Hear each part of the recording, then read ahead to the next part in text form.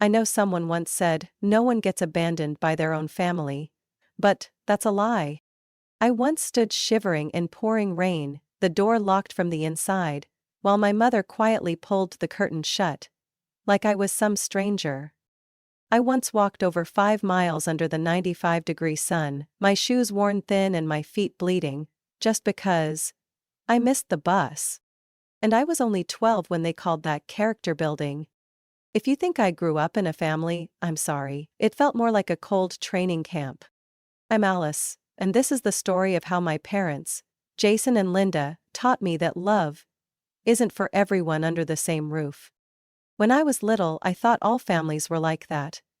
That all parents stayed silent during dinner, only speaking to give orders or yell. That every mom set a timer when you cried, then said, "You get 3 minutes to be weak." That if a child wanted to be heard, they had to hold their breath so long their face turned purple before anyone might notice. My dad was a former soldier. My mom used to be a teacher, but after I was born, she quit her job and poured all her energy into training me to become someone who depends on no one. They called me their first experiment and always said that if I failed, I'd have no one to blame but myself. I still remember a winter night in Minnesota when I was just 9. I forgot to take the trash out on time. A small mistake. Or so I thought. But not my dad. He quietly opened the back door, dragged me outside by hand and said, "Stand here until you understand the value of responsibility." Then he closed the door, no coat, no shoes. It was around 34 degrees Fahrenheit. I trembled, my hands and feet numb, but the only thing I dared to do was stay silent. I stood there for nearly an hour, and when my mother finally opened the door, she just said, "Hopefully next time, you'll think twice before being useless." When I was 11, I overslept and missed the school bus. My mom refused to drive me, and my dad sneered. "You made the mistake, you deal with it." So I walked from home to school, 6 miles. I carried a backpack weighing nearly 20 pounds, my feet blistered, my back soaked in sweat. When I finally got to class, nearly 2 hours late, the teacher called my mom. She simply replied, "She needs to learn not to be dependent," and hung up. When I told my friends, they thought I was lying or being dramatic. Some even said, "Your parents are just strict." But it wasn't strict, it was cold. It was the way they trained me, like I was a survival machine. Emotionless, unloved. Every day at home was a silent war. I had to learn how to read moods from every frown on my mom's face, every raised eyebrow from my dad. Anything could be an excuse for a lesson. Forgetting to fold a blanket, spilling milk, laughing too loud, asking a question at the wrong time. I used to dream they'd one day hug me and say, "We're sorry, Alice, you didn't deserve this." But that never happened. They never apologized. They just kept training me, and day after day, I stopped being a child. I became a training project, a doll with a calm face even when screaming inside. I thought I was used to it all. But I was wrong. Because the final lesson they gave me when I was 15, it wasn't like anything before. And it changed my life, for I'll never forget that day. The Florida sun was burning like it wanted to melt the world, and the smell of hot plastic from the car seat is still etched in my memory like an unhealed scar. I was sitting in the back seat, headphones in, half dizzy from the heat, while Jason and Linda, my parents, argued about something completely meaningless. Like always, I didn't care. They only spoke when giving orders or criticizing. The rest was just background noise, loud and repetitive. The trip to visit my cousin in Tallahassee ended with a silent dinner and a snide remark from my mom. I don't know why she didn't pick up any grace from the other side of the family. I didn't respond. I was used to being the perpetual disappointment. The car stopped in a small town called Crestview, near an old train station. Paint peeled off the rooftops, faded signs barely visible under the harsh sun. Jason turned around, his eyes empty. "Go get me a soda." I took off my headphones. "What?" Linda turned, her lips curled into a crooked smile. "Your dad's thirsty. I want a bottle of water too." Hurry up, sweetheart. I looked at them, a twinge of doubt pricking at my chest, but still opened the door and stepped out. Heat blasted my face like an open oven. I walked across the cracked platform, pulled out the last $10 bill from my pocket, and fed it into a vending machine that groaned like it was dying. I grabbed the soda and water and turned back, and the car was gone. No cars parked nearby, just a wide, sun-scorched lot. No vehicle, no people. No sound. Except for the cicadas crying like grief. I stood frozen, the cold soda now useless in my hand, my heart pounded, my brain searching for any explanation. Maybe they just moved the car, maybe they went to get gas. My phone buzzed, a message. I opened it, and only read 4 lines before my whole body went cold, despite the blazing heat. Let's see how long it takes you to get home on your own. This is a test. Don't call Aunt Elaine. You need to learn how to face the world. Don't disappoint us. I froze. This wasn't a mistake. This wasn't a joke. They really left me. No suitcase, no wallet, no map, no one beside me. I called back. Straight to voicemail. Called again. Nothing. Panic crawled up my throat like a tightening rope. I texted back, only to get one more line. Don't make a mess of things, handle it yourself. I nearly threw up. I was only 16. No driver's license, no transportation. No plan. Rage began to rise beneath the layer of fear. I didn't cry. I didn't scream. I just stood there, crushing the water bottle in my hand until it crumpled, then took a deep breath. As if I could exhale the nightmare out of my chest. I checked my pockets. Some loose change? A phone with 27% battery? A crumpled paper map stuffed in the back of my backpack. Something I'd accidentally kept from last year's camping trip. I walked into the station where only one old man sat behind the counter looking half asleep.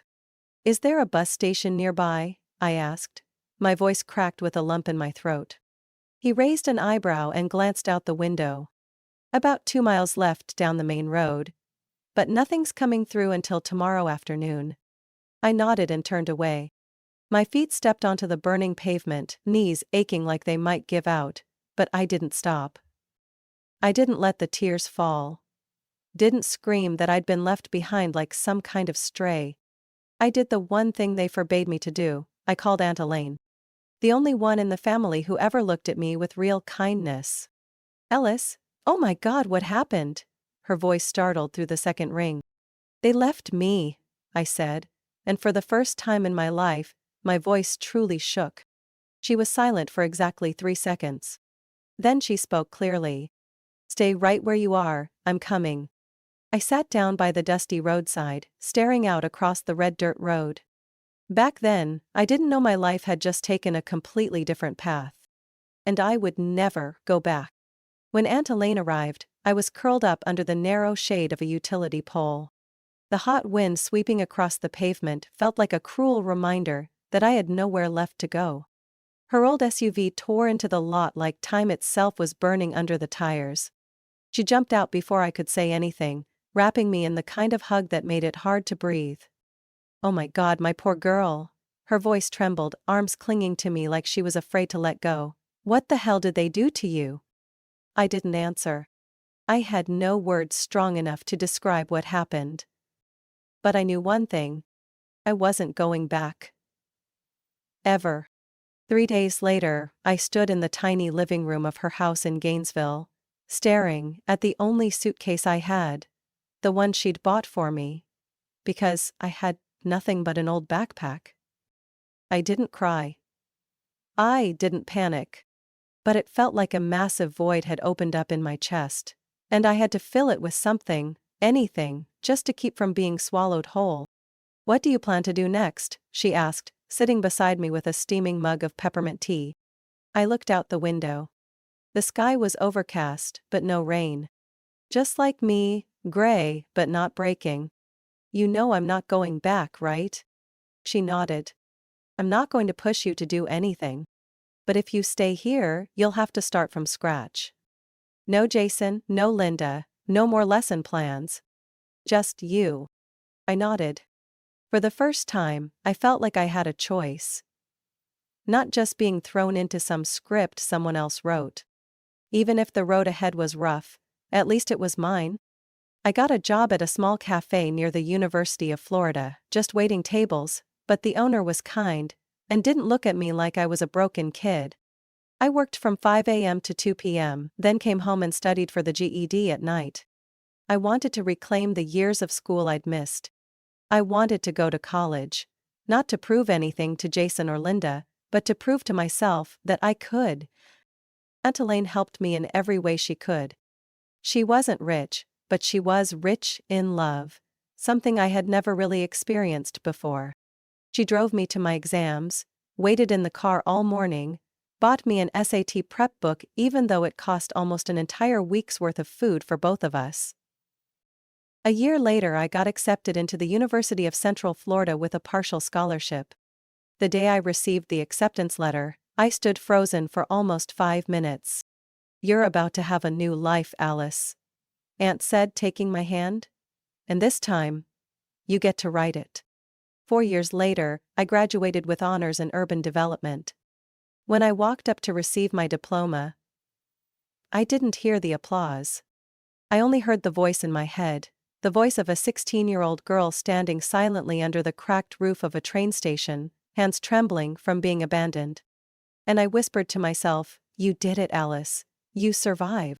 Right after graduation, I worked for a small real estate firm in Jacksonville. I started with the jobs no one wanted: cleaning model homes, checking building permits, cold calling skeptical clients. But I learned fast. I watched everything: how people built trust and how they shattered it in a single meeting. 3 years later I started my own thing. I took out a small loan from a local bank, combined it with the savings from years of side jobs and investments, and founded Alder Urban Living. A simple name, carrying no trace of the family I came from. I wanted a complete restart. The beginning was rough. At one point I had only $93 left in my account, and a project that got cancelled at the last minute. But I held on. I learned how to negotiate, how to calculate risk, how to turn an abandoned lot into a modern housing block for young families. Little by little, Aldera stopped being a stranger's name. I hired employees. I rehired a lawyer who once rejected me in my first year. I bought back the old office building that my first company used to own, just to remind myself that nothing is permanent, not even the lowest starting point. At 29, Aldera hit 8-figure revenue. I stood on the 12th floor balcony of our office, looking out over the Orlando skyline, and I smiled. I had once been left behind at a train station, unwanted. Now, hundreds of people called me boss. And I never forgot that feeling of being discarded, because it's the reason I never stopped moving forward. But I also knew the past never really dies. It only sleeps, waiting for a knock at the door. And on a summer day, that knock came. It was the past. And it came to collect me. 20 years after the day they left me like damaged goods, I stood in the glass-walled office of my downtown Orlando headquarters, 17th floor of the building bearing the name Aldera HQ, looking down at the busy streets below. Everything I had, every brick, every contract, every dream, was built from a pain I never chose. But I survived. I lived well. And I thought the past had rotted away forever in the shadows behind me. Until my phone rang. A name I hadn't seen in 2 decades appeared on the screen: Vivian. I let it ring until it stopped. Then it rang again. And this time, I answered. "Alice?" My sister's voice trembled, like it had been dragged out from a dusty pile of old memories. I didn't say anything. "Are you doing okay?" I laughed, a dry, brittle sound. "After 20 years, that's the opener you're going with?" Vivian was silent for a second. Then she said without circling around. They're in trouble, Alice. Debt. The house was foreclosed. Mom, she's depressed.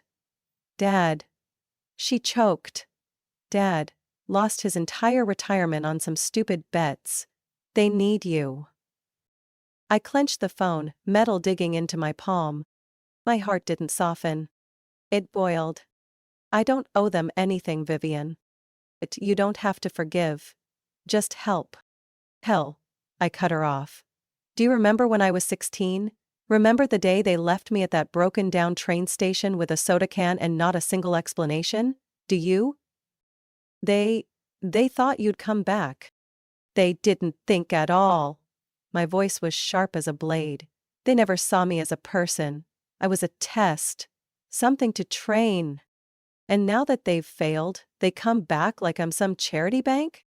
Vivian was silent. I heard a tired sigh through the line. I just want to keep the family together. Family? I almost laughed. Family ended for me the day they locked the door and left me standing in the January rain. I hung up. I thought that would be the end of it. But I underestimated them. Jason and Linda Holloway didn't understand failure, only how to flip the table. 3 days later, Jenny, my assistant, walked into my office, face pale. Alice, you need to see this. I took the iPad from her hands. The screen was already open to Facebook. A new post from an account named Linda Holloway. We are grieving parents. Our only daughter abandoned us when we needed her most. After everything we sacrificed, now we face illness, poverty, and loneliness. She's forgotten her blood. She chose money over family. Below were hundreds of shares. Thousands of comments. So sad. Today's kids are so selfish. How could someone abandon their elderly parents? I heard she's rich. So ungrateful. I felt sick.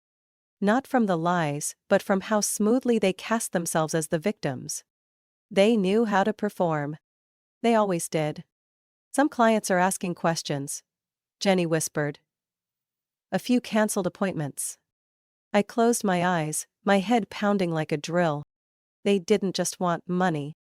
They wanted to pull me back at any cost. I opened Instagram. My company's account was tagged in a series of posts with hashtags like bad daughter, filial piety, pay up Alice. I smirked. If they wanted to play this game, I wasn't backing down. I posted a black and white photo of the Crestview train station. The place they left me when I was 16. The caption was a single line. Not everyone who gives birth to you deserves to be called family. 2 minutes later, Vivian called. I didn't pick up. An hour later, Linda texted. You've disappointed us, you owe us, Alice. I stared at the words, blood boiling like molten steel. I typed back. No. The day you drove away from that parking lot, every debt was wiped clean. Then I hit block. The screen went quiet again. Only, I knew, this was just the beginning. 3 days after I posted the train station photo on Instagram, the real battle began. Every morning I woke up to dozens of new notifications, posts, comments, direct messages. Some called me ungrateful, others labeled me a velvet-wrapped snake. Wealthy, successful, but heartless. There were even videos analyzing my cold-blooded behavior, based on carefully edited photos. Some TikTok influencer even made a fake clip claiming to be a former classmate, saying I once bragged, "I'll abandon my parents if they stand in the way of my success." The media parasites began to swarm. I didn't care about strangers gossiping. But when my company's name started showing up in hashtags like boycott all dairy and don't buy from the ungrateful, I knew it had crossed the line from personal to professional. Ginny walked into my office Monday morning, her face like she'd swallowed ice. She held a stack of printed emails in her hands. Alice. I'm sorry. Some of our partners are asking for clarification about your family situation. I clenched my fists. My family is a scar, not an investment portfolio item. Jenny placed the printouts on my desk, hesitating. 3 major clients have just delayed signing. One of them messaged me directly. We don't want to be associated with someone being called unfilial in the media. I let out a bitter laugh. So now it's a story about being unfilial. Fantastic. I stood up and walked to the window, where Orlando stretched out like a moving painting. The buildings I helped design. The corners I once dreamed of transforming. Now it all felt like it could collapse under one well-crafted lie, and a crowd eager to point fingers. That's when my phone rang. Caller, Dominic Hayes, one of Aldera's biggest investors. I answered. Dominic? Ellis, I'll be blunt. What's happening online, it's not good for the company's image. I sighed. What, you want me to go live and cry because I didn't send money to the people who once left me at a train station? A pause. I'm not judging your personal life, but we're talking about customer trust. Is there any way to ease this? No. Then you need to be ready for consequences. I hung up. An hour later, a new post from Jason Holloway appeared. A photo of the two of them sitting in a dim, run-down room, eyes cast to the floor. We never meant to hurt her. Everything we taught her was to make her strong. And now, in our old age, she turns her back on us as if we never existed. Over 12,000 shares. A wave of fake sentiment came crashing in. If it were me, I couldn't live with that kind of guilt. How can someone be so rich, yet so poor in heart? Parents aren't perfect, but no one deserves to be abandoned. I wanted to smash the screen. But instead I opened an old folder on my computer. Photos of the train station that day. Emails from the lawyer I'd contacted when I reported being abandoned. Audio files of Aunt Elaine's testimony used for temporary guardianship paperwork. I'd kept everything, not out of hate, but because I knew they'd come back. And now they had. An emergency meeting was held that afternoon. I sat at the head of the table, facing the PR team, 2 senior managers, and our in-house attorney. No one spoke until Mike, our communications director, finally did. We advise against a public response. The more you engage, the more the media latches on. I shook my head. So you think I should let them keep lying while this company's reputation bleeds out? Mike looked at me, his round eyes behind glasses narrowing slightly. Alice, empathy isn't something you win with logic. The public is being driven by emotion. I leaned back, hands clasped together. Then, I'll use the only thing I have. Truth. Cold. Detached. The same way they treated me. I pulled out a USB and plugged it into the laptop. On the screen appeared an audio clip from 2006, Linda's sharp voice. If she can't find her way back, then she doesn't deserve to be my daughter. The meeting room went dead silent. I'm going to make everything public. People deserve to know. But this time, not through their lens. I stood up. They want psychological warfare? Then let me show them what it really looks like. That night, I opened my personal laptop and wrote a post. When I was 16, my parents left me at a train station. Not because it was a mistake, but because they wanted to see how I'd manage on my own. They didn't look for me for 20 years. But when I became successful, they came back. And when I said no, they created a heartbreaking tale about being abandoned. This is the first and only time I'll speak publicly. I'm not ungrateful. I'm just surviving. I hit post. Then I sat in the dark office, waiting for the second storm to hit. I was ready. Less than an hour after the post went up, my phone on the desk started lighting up non-stop like it was under attack. Notifications. Messages. Emails. Missed calls. I sat still in the dark office, lit only by the glow of the laptop screen, like a spotlight aimed straight at someone who just stepped out from backstage. The post wasn't a slap, it was a dissection, cold and precise. Every sentence cut straight through the fake narrative Jason and Linda had spent so long crafting. I attached screenshots of old messages. The one from the day they left me at the train station. Handle it yourself, this is a maturity lesson. I posted the audio recording of my mother scoffing while talking on the phone, her voice clear.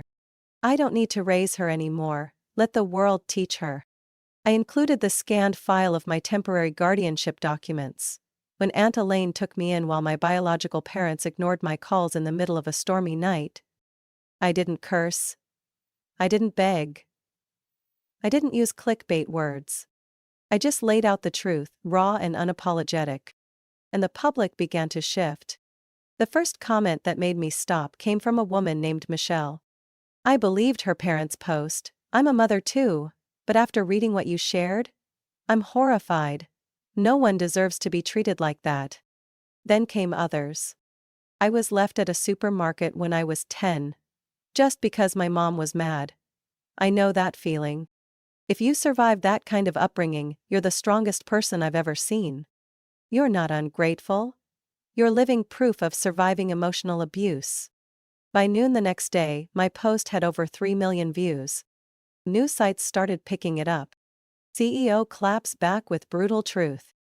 The truth behind the ungrateful daughter story that broke the internet.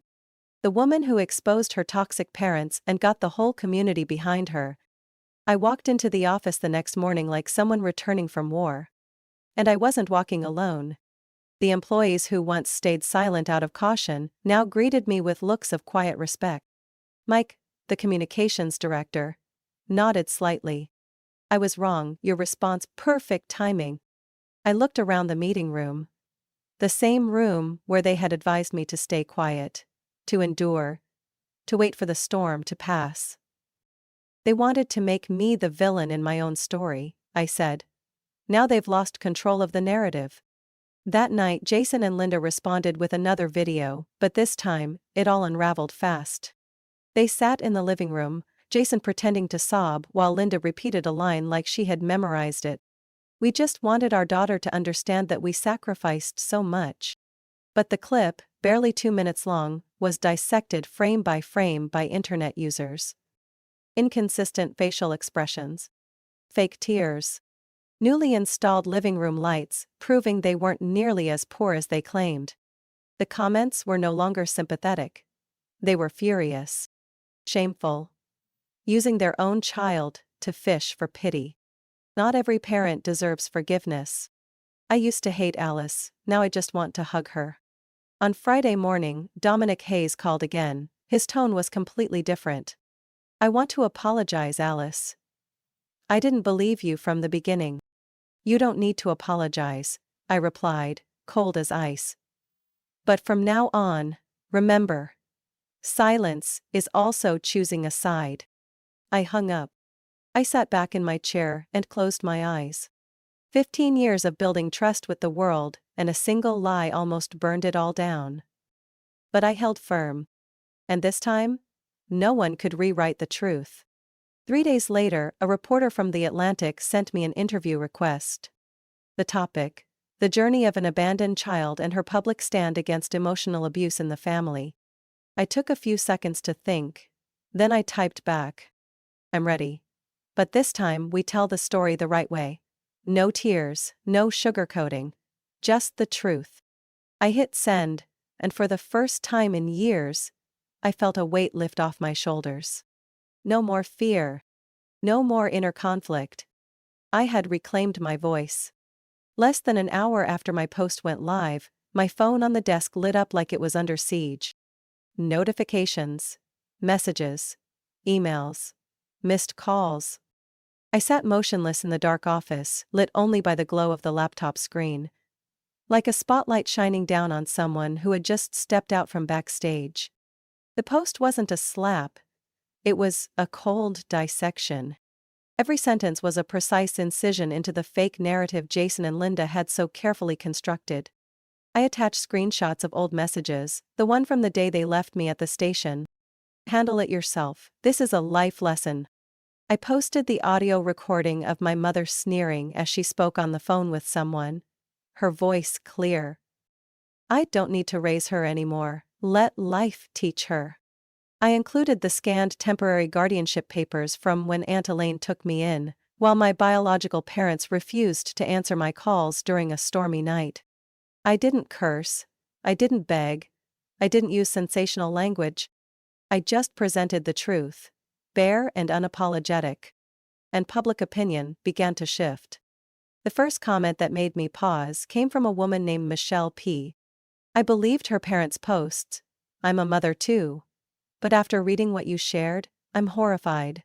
No one deserves to be treated that way. Then came more. I was left behind at a grocery store when I was 10, just because my mom was mad. I know how that feels.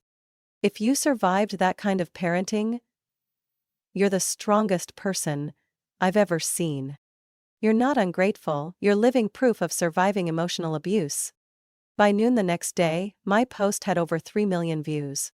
News outlets began picking it up. CEO fights back with powerful truth. The reality behind the ungrateful daughter viral story.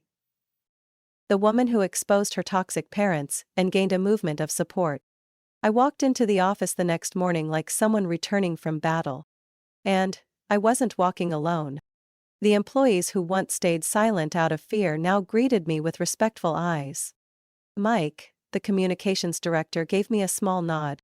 I was wrong, the way you fought back, it was perfect timing. I looked around the conference room.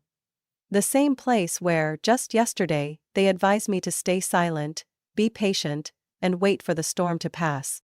They once tried to make me the villain in my own story, I said. Now they no longer control the narrative. That night, Jason and Linda responded with another video, but this time, it all unraveled quickly.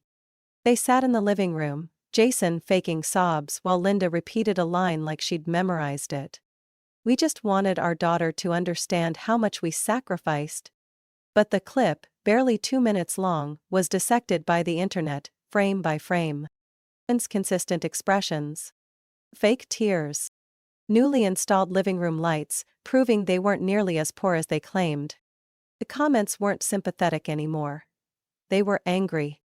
Shameful. Using your own child to beg for pity. Not all parents deserve forgiveness. I used to hate Alice. Now I want to hug her. Friday morning, Dominic Hayes called again. His voice was completely different.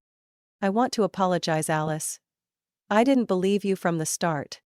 You don't need to apologize, I answered coldly.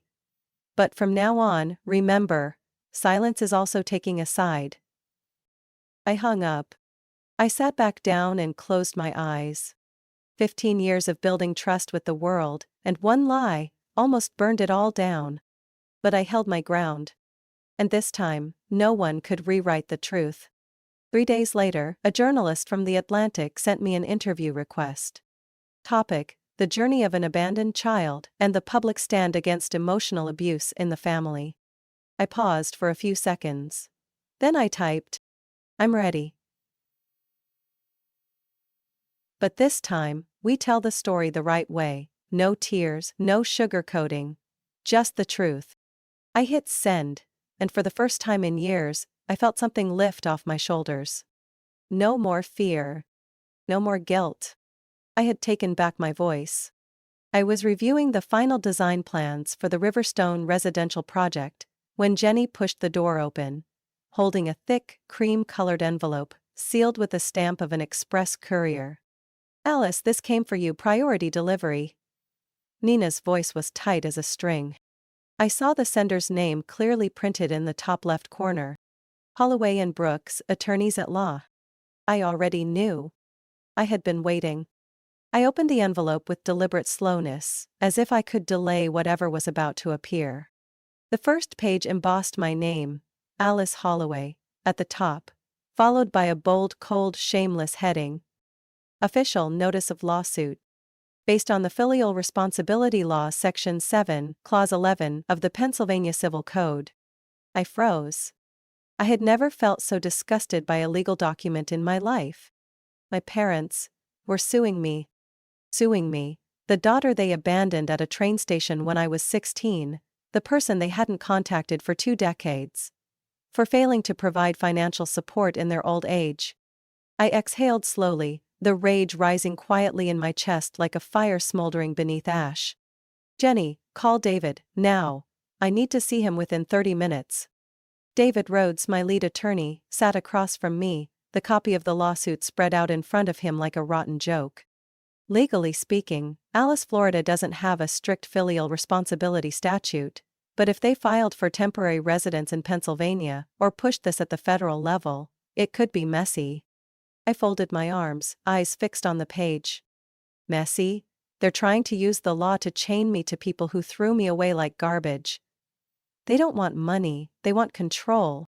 David nodded slowly. They think you'll be scared. Afraid of litigation, afraid of the media, afraid of the shame. And if you pay, just once. They'll have their hands around your neck forever. I smirked. Then they picked the wrong person. That night, my phone rang. An unknown number. I answered. Linda's voice came through, sweet as syrup but laced with venom. Alice, I just want to have a calm conversation. If you agree to support us financially, we can avoid unnecessary trouble. I cut her off, every word sharp as a blade. No. Do you have any idea how much we're suffering? Her voice suddenly rose. We're losing our home, our insurance, Lost your dignity a long time ago, I growled. And now you want to play the good parent? Linda went silent for exactly 2 seconds. Then her tone shifted. If you fight this lawsuit, we'll take everything to the press. You really want your image tied to a filial piety case, don't you? I laughed. A cold, piercing sound that made her go quiet on the other end. Go public. Share it all. Let the world see how biological parents can abandon their child at a train station and come back 20 years later demanding money, like debt collectors. I hung up. And I didn't shake. Not even a little. The next morning I summoned legal, communications and investor relations teams. On the table was the detailed legal response I had prepared with David. Alice Holloway denies any financial obligation under the Filial Responsibility Statute, due to complete absence of care or support from the parents, over more than 2 decades. Etched, evidence of abandonment. Text messages. Medical records, documenting psychological trauma. And temporary guardianship, by Aunt Elaine. I ended the meeting with one line. They chose to fight with the law, then I'll show them what it looks like to fight with justice. That night, I posted my next statement, attaching the lawsuit. They left me when I was 16, no contact, no help, not a dime of support. Now they're suing me. For money, for power, for reputation. I'm not writing this to complain. I'm writing this as a warning. Psychological wounds should never be legalized into obligation. The post spread like wildfire. Child advocacy groups, abandoned child survivor networks. Everyone shared it. Lawyers, journalists, activists. All stood behind me. A new hashtag emerged. In01, trending nationwide. 3 days later, David messaged me. Their lawyers are proposing a settlement, they're starting to feel public pressure. I replied with one line. No compromise, take it to court. Because this wasn't just a lawsuit. It was the first time I was seeking justice for that 16-year-old girl from years ago. Monday, 9 a.m. I was in a meeting with the new project team when Jenny knocked rapidly. She peeked in, pale-faced, voice trembling. Alice, you need to come downstairs, right now, something's happening. I frowned. What is it? They hear, Jason and Linda. They're causing a scene in the lobby, and there are reporters. I stood up instantly, heart pounding, not from fear, but from rage rising like lava in my chest. I clenched my fists, nodded at Jenny. Call security. But don't do anything until I get there. When the elevator doors opened, I could already hear their familiar fake sobbing echoing through the main lobby of Aldera HQ. Linda, dressed in an overly flashy floral dress, was sitting on the floor, clutching a tissue to wipe away non-existent tears. Jason stood beside her, his face flushed red, pointing fingers at my staff, yelling non-stop. We just want to talk to our daughter. Are we not allowed to see our own child? Is this America or a prison camp? Around them, my employees were whispering, some were recording on their phones. A local CNN reporter was already there, camera poised. I walked forward, the sound of my heels echoing sharply across the marble floor, slicing through the chaos like a knife. Jason spotted me first. His eyes lit up, as if he'd just found the spark he needed to fuel his performance. Alice, finally decided to come face your own flesh and blood? He growled. Ignoring us, does that make you feel proud now? I stopped in front of them, standing tall, gaze cold as steel. I didn't answer immediately. I looked around at the faces watching, the cameras rolling, and even the people who once doubted me. Then I turned back, looking directly at the two people who used to call themselves my parents. Ooh, you're not my parents anymore. Not because I turned away, but because you chose that 20 years ago, when you left me like garbage next to a vending machine. Linda began to wail louder, clutching her chest. What are you saying, Alice? We're blood. I gave birth to you. How can you be this cruel? I didn't blink. Blood. Blood that made their daughter walk 6 miles under the summer sun because she missed the bus? Blood that locked her outside in a thunderstorm? Blood that spread lies and sent social media to attack her just because she refused to give you money? Jason snapped. You think money made you a person? You've forgotten who you are. Everything you have is because we raised you. I laughed, a sharp, contemptuous sound that echoed through the lobby like a slap. Raised me? You left me when I was 16. The one who raised me was Aunt Elaine, and me, working 3 jobs, sleeping in smelly dorms, living on instant noodles.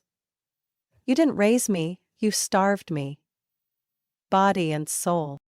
Linda sobbed harder, glancing quickly toward the camera as if waiting for a close-up.